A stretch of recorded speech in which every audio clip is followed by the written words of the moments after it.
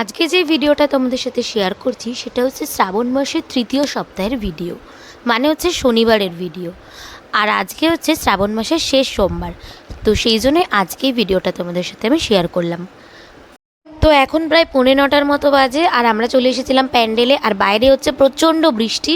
তো এই বৃষ্টিতে কি করব সেটাই ভেবে উঠতে পারছিলাম না, কারণ আগের সপ্তাহে যে হারে মানুষ গেছে, তো আমরা ভাবছিলাম যে এই সপ্তাহে সেই ভিড়টা হবে কি না। তো এত তো আয়োজন করে ফেলেছিলাম, কিন্তু সব লোক আজকে যাবে কি না, তো সেইটা একটা চিন্তা ছিল। তো এই জন্য আমরা এখানে চুপচাপ বসেছিলাম আর বৃষ্টিটা কখন কমবে সেটা ভাবছিলাম। আর এই দেখো, এখানে মিষ্টির প্যাকেট আর জলের বোতলগুলো আমি সাজিয়েই রেখেছি। আর এখনও লস্যিটা আসতে বাকি রয়েছে, তো ওটা একটু দেরি করেই আনতে বলেছি। আর এখানে রয়েছে ক্ষীরকদম আর দানাদার।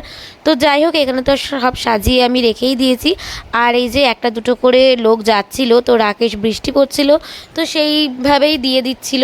আর এই যে এখানে দাদা, মা, মিও এসেছিল, কারণ ওকে ঘরে আর একা রাখিনি, সবাই যেহেতু আমরা চলে এসেছিলাম, তো সেই জন্য মিওকেও বৌদিভাই নিয়ে এসেছিল।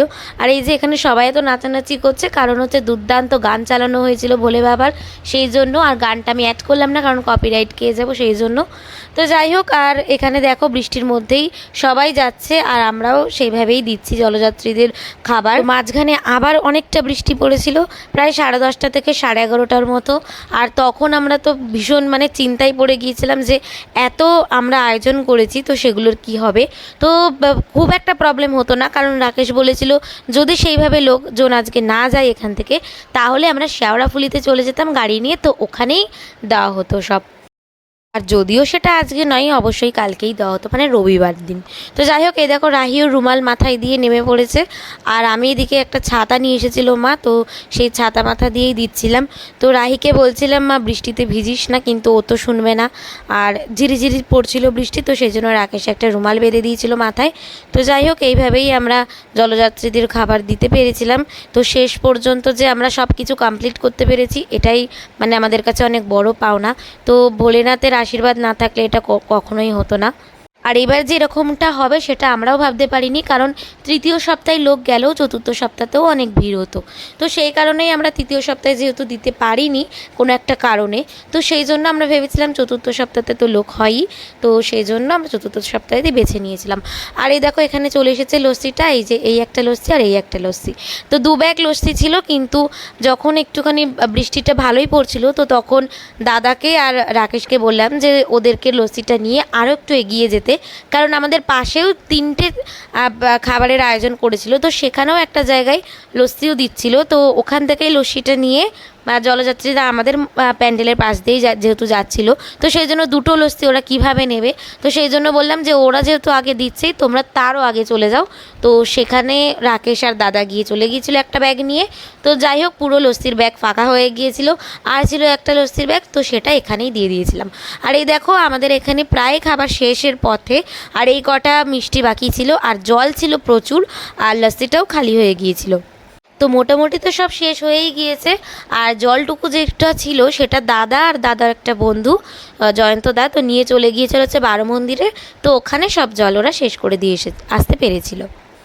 তো রাতের দিকে যারা গিয়েছিল, বৃষ্টির জন্য আটকে গিয়েছিল, তারা অনেক রাত্রে প্রায় 2:30টার পর থেকে এখান থেকে যাচ্ছিল।